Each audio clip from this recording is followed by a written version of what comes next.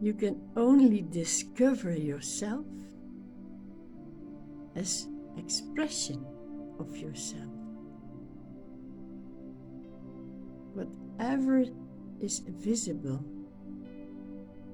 is the expression of your own self-being. Yourself is not visible,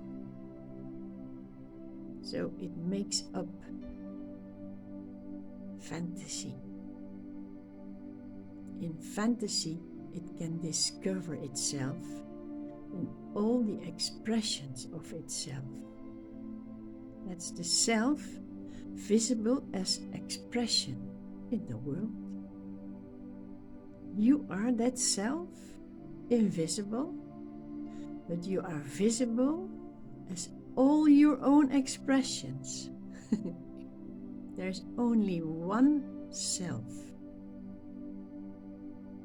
One self. It is visible everywhere in the fantasy of its own creation, of your own creation, your own imagination. You yourself did not even exist in that creation. You never were created. It's only the imagination of what you are that you see everywhere around you. Everywhere you see yourself as imagination. But you, what you really are inside, has no form. You cannot see it. You can only be it.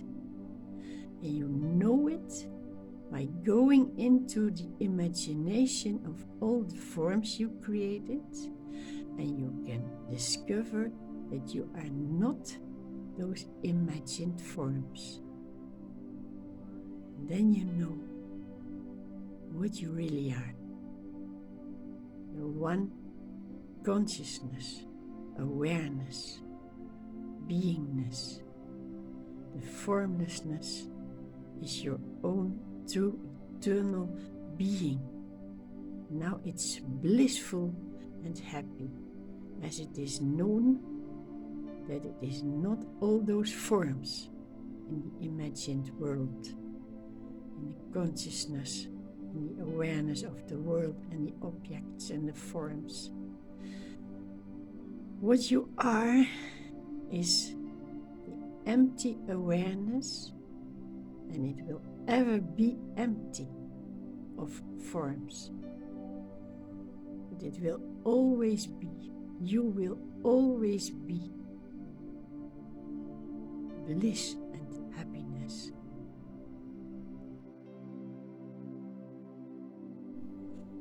All that you see everywhere around you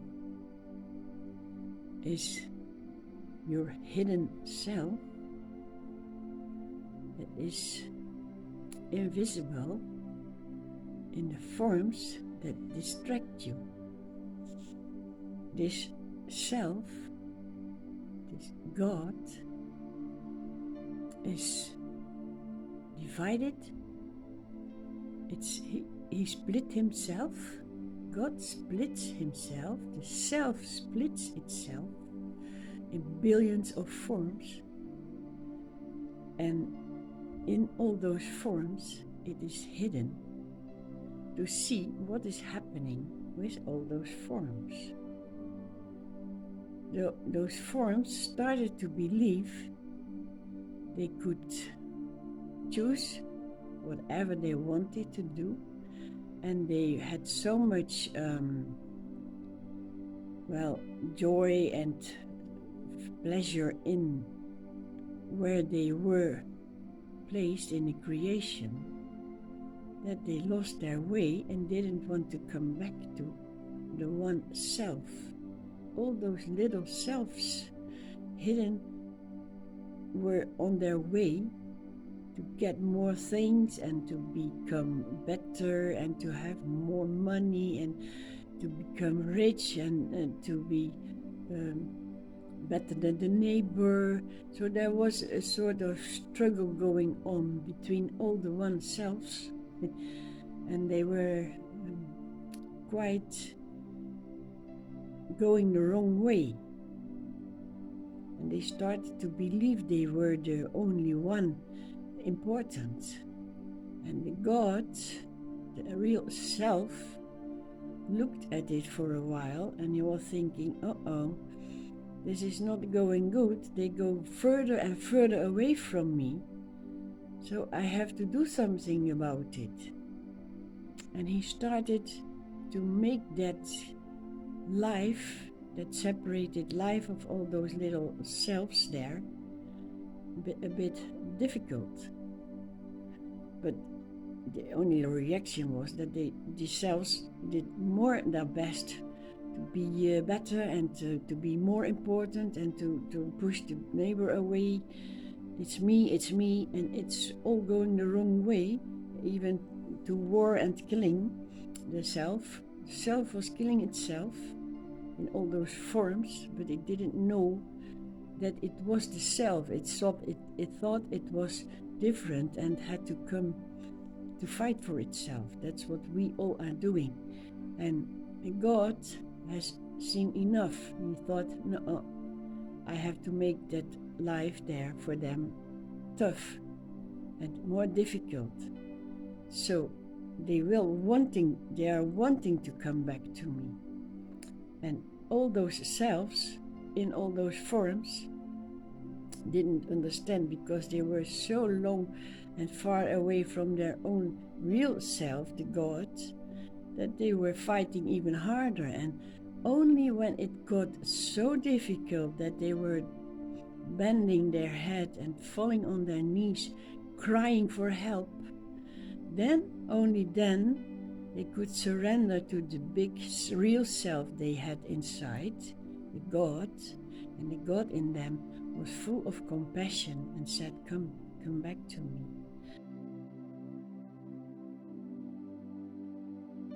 I will take you in my arms and in my love. And then the way back started, but because they were so far drifted from the core, from the real self they were, that it was a tough way back. But because God was helping now, he stretched out his hand and he took them by the hand to guide them back to the source, to the supreme love and knowing that it's okay, you can do it. All those selves that are returning to God, they have a power inside, and they start to use it more and more, and they are seeing more and more what was the goal and the purpose of this game, this play of leaving the source and coming back.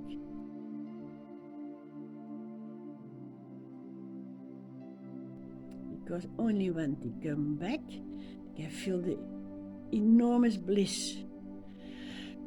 It was not even real, this adventure. It was just for teaching me what I am, how happy I am, because now I am myself again, and not this distracted little person out there in the wilderness that lost the way.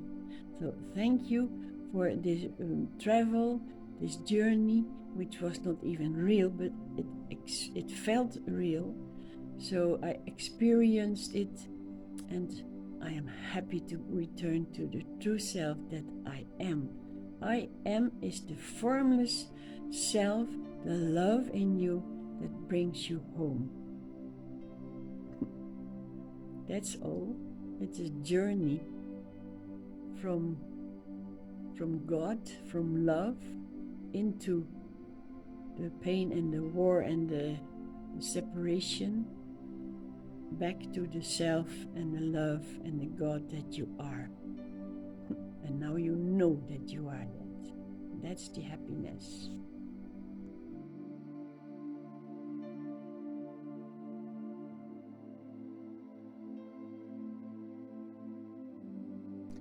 The peace of awareness is all ever existed.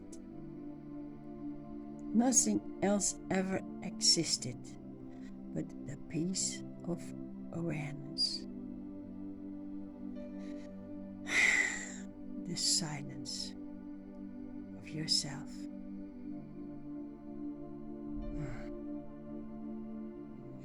Don't let the noise of this fake world take you out of your peace.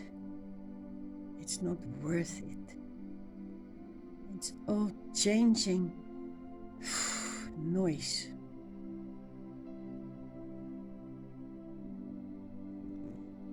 Only changing figures, movements, noise, sound, noise, yelling, obstructing, protesting, wanting, grasping, crying, feeling discomforted by whatever.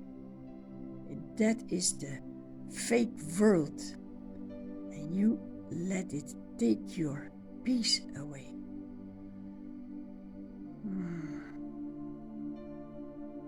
It's your mind that says you are this world, this noise. And you hear it all over from others, and you yourself participate by going in it and connecting. Oh, poor you. Poor victim of the mind. Prisoner of your own mind. And the peace of awareness is the only thing ever existing. Eternal peace.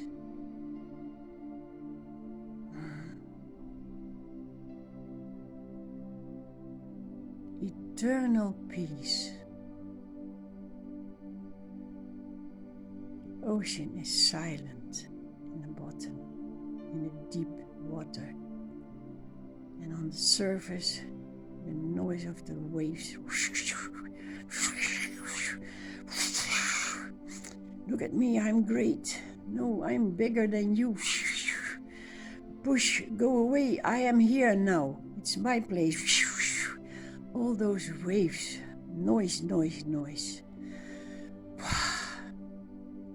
That's the sound of the people around you and the world, the happenings, the wars that are taking place, and the people that are protesting and yelling and wanting to change, but they cannot change what is happening in the fake world. They only can change their attention. Go back. In the people that are fighting in the war, the silent awareness is in them. The love is hidden in them. It's overpowered by their own yelling and their mind. Don't give the mind that power. It's a war on the world, but inside all of us there's a war going on also. The war of I want this and I don't want that. I need this and I don't want to have that happening. It must be different. I'm so tired. I don't want anymore. I. That's our personal war. And all the time, the witness in your heart is the silent awareness.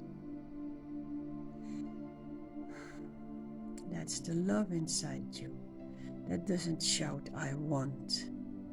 It allows you to make war with your mind. It allows you to fight because the heart knows you will win. The heart knows that the love will win. The silence will always win. Why? Because it does not fight.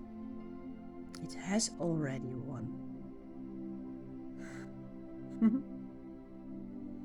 That's good, huh?